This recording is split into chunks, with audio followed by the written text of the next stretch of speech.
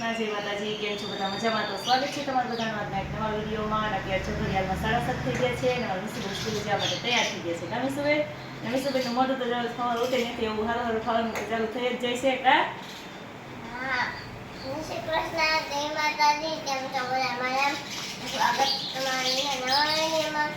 ગામની પસંદી છે. તો જો મેં કાલે તો હું શુક્રવાર રહી હતી એટલે અત્યારે સવારમાં ઉઠી નાઈ ધોઈને પેલા છે માતાજીનું સ્થાપન કરી લીધું. એટલે જો આ શ્રીફળ વધારી લીધું છે.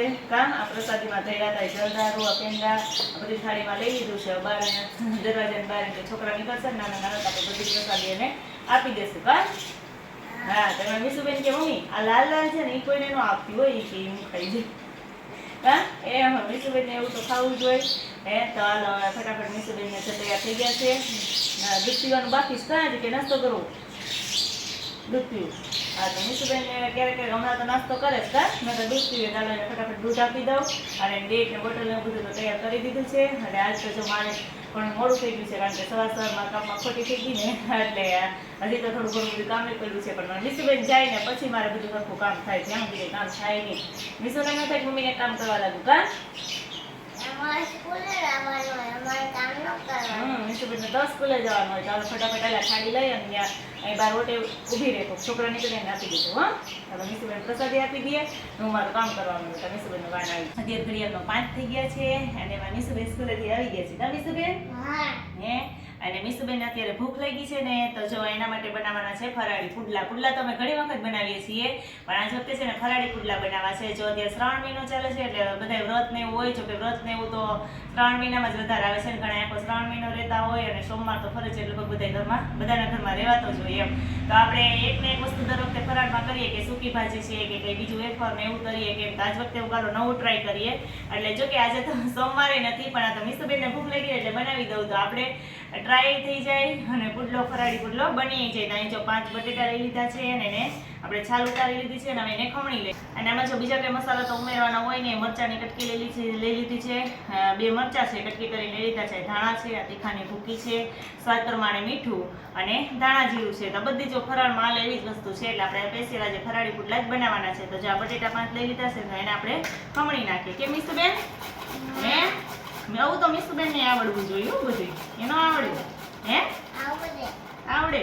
તો જે આ બધા બટેટા છે ને ખમણી નાખીએ અને બટેટાને છે ને ખમણીને આપણે ધોવાના નથી. એમ કરવા લાગી જાય જો ધોઈએ ને તો એ આપણો પુડલો છે ને સરસ આમ ઉતરતો નથી, સરસ ન બને એમ. એટલે બટેટા છે ને એને પહેલાં છાલ ઉતારી અને ધોઈ નાખ્યા હતા પણ પછી એના ખમણને આપણે ધોવાનું નથી. ચાલો ફટાફટ 5 બટેટાનું ખમણ કરી નાખીએ અને પછી આપણે પુડલો બનાવીએ. જ્યાં તેલ થોડુંક લઈ લીધું છે. તેલ આમાં કંઈ ઉમેરવાનું નથી પણ આપણે નોનસ્ટિક જે તવી આવે ને એમાં પુડલો બનાવવાનો છે એટલે એમાં આપણે તેલ લગાવવાનું છે. એટલે જો આટલી સામગ્રી એમાં જોઈએ છીએ બધી એટલી બધી વસ્તુ તો જો આટલી આપણે ઘરમાં જ રહેલી થોડી ઘણી વસ્તુ હોય ને એમાંથી જ આપણે આ બનાવી શકીએ એમ. અને આરામથી બની જાય ને આપણે ફરાળમાં જો મોડું થતું હોય તો ફટાફટ 10 મિનિટમાં છે ને આ બની જાય છે એમ. તો હવે અમે મિસુબેનને ફટાફટ બનાવી નાખીએ ફટાફટ મિસુબેન ખાઈ લઈએ. કા ને જો ખમણાને તૈયાર થઈ ગયા છે, ખમણી લીધા છે અને હવે આપણે બધું છે ને કટ કરેલા મસાલા એમાં એડ કરીને એમ કે ચા મરચાં પછી આ બધી વસ્તુ તો આપણે સ્વાદ પ્રમાણે જેમ હોય વધારે ઓછું નાખી શકીએ. ચા ધાણા નાખી દીધા, પછી સ્વાદ પ્રમાણે મીઠું નાખી દઈએ કે જેવું આપણે ખારું ખાતા હોય એ પ્રમાણે. મિસુબેનને મારે બહુ ખારું જોઈએ. કા મિસુબેન? અને થોડી તીખાની ભૂકી લીધી છે. એ આપણે જો કોઈને ભાવતી હોય તો નાખી શકીએ, ન ભાવતી હોય તો ન નખાય. નાખું કે મિસુ?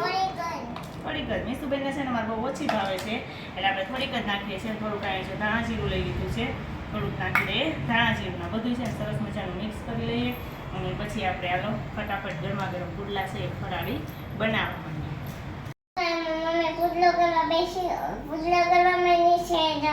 હા, તો જો આ મેં કીધું હતું કે નોનસ્ટિક તવી છે ને એમાં જ આપણે પુડલો બનાવવાનો છે. એટલે જો એમાં તેલ પહેલાં લગાવી લીધું અને પછી છે ને આ પુડલાને આપણે આવી રીતે આમાં રાખતો જવાનો અને પછી પુડલા બનાવતા જવાના. એકદમ છે ને અને નીચેનો ભાગ છે ને એકદમ આમ થઈ જાય ને બ્રાઉન કલર જેવો ત્યાં સુધી આ પુડલાને છે ને આપણે આમાં રહેવા દેવાનો છે.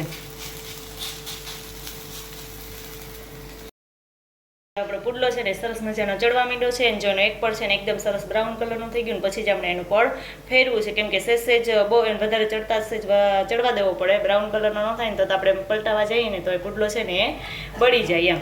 એટલે આપણો પુડલો છે ને સરસ મજાનો જો તૈયાર થઈ ગયો છે. મસ્ત જો પુડલો આપણો બન્યો છે. અને હવે આપણે બીજો પુડલો બનાવીએ. ગમીશું બેન? જો એક તો સરસ મજાનો બની ગયો આપણો. હવે આપણે બીજો પુડલો બનાવીએ.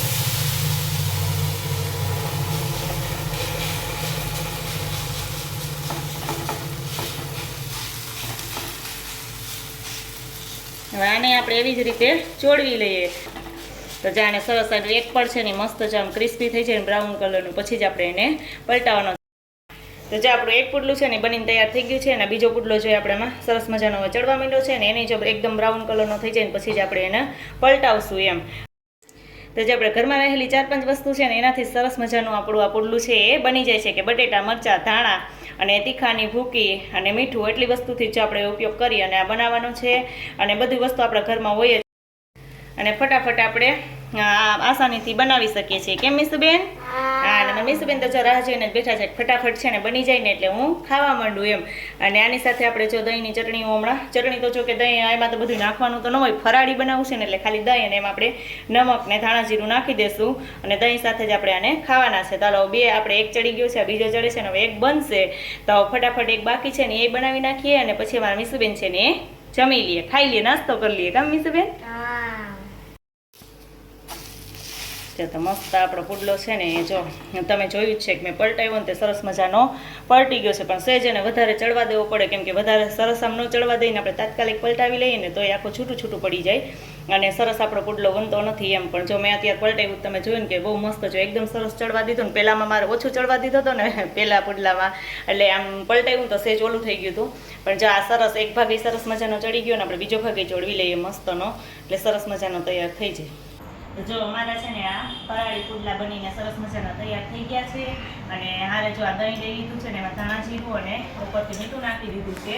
કામીસુબેન? અને એની સાથે હવે આપણે ગરમા ગરમ છે ને ખાઈ લઈએ. આ ગરમા ગરમ જ બહુ ભાગ કામ. હવે મીસુબેને જો ખાવાનું કામ ચાલુ કરી દીધું છે. તો મસ્ત છે આપણો પુડલો બની તૈયાર થઈ ગયો છે. જોકે આપણે બનાવીએ છીએ જે લોટના ને એવો પુડલો તો પરફેક્ટ તો થાય જ નહીં, કેમ કે આમાં બટેટાનું ખમણ હોય એટલે, પણ આપણે ટ્રાય કરીએ તો સરસ મજાના બની જાય છે. મસ્ત બન્યા છે. કામ મીસુબેન? હું મીસુબેન છે ને ચાખી લઈએ. કામ ખરેખર બહુ મસ્ત બન્યા છે. કે આપણે ફરાળમાં જો એકને એક વસ્તુ ખાઈને કંટાળી ગયા હોય ને તો એક વખત ટ્રાય કર્યા જેવું છે. અને ફટાફટ 10 મિનિટમાં બની જાય છે એટલે વારે લાગે એમ નથી. કામ મીસુબેનને હું બે જો નાસ્તો ચાલુ કરી દીધો છે. ભાઈને તો બોલાવી દે. હે જો હું મામને એક નાસ્તો કરવા બેસી ગયા છે. ફરાળી પુડલો બહુ મસ્ત બન્યો છે. કાપીશું? ચાલો અમે મીસુબેન ખાઈ લઈએ. જો કે મારે તો થોડો ચાખવાનો છે, મીસુબેનને ભાઈને ખાવાનો છે. કા ભાઈ માટે મીસુબેન માટે સ્પેશિયલ બનાવ્યો છે. અને મીસુબેનને તમને એવું નવું નવું કંઈક ખાવાનું હોય તો બહુ મજા પડી જાય. કા પડી જાય ને મજા?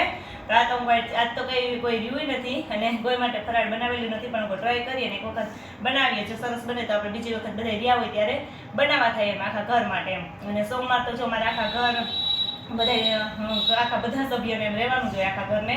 અને બીજા બધા વ્રત ને હું તો મેં કીધું પહેલા એમ જ કે 3 મહિનામાં બહુ આવે એમ, એટલે આપણે એક વખત જરૂર ટ્રાય કર્યા જોઈએ છે. તમે પણ એક વખત ઘરે જરૂર ટ્રાય કરજો. ચાલો ફટાફટ મીસુબેન ને પ્રિન્સભાઈ છે કે નાસ્તો કરી લઈએ.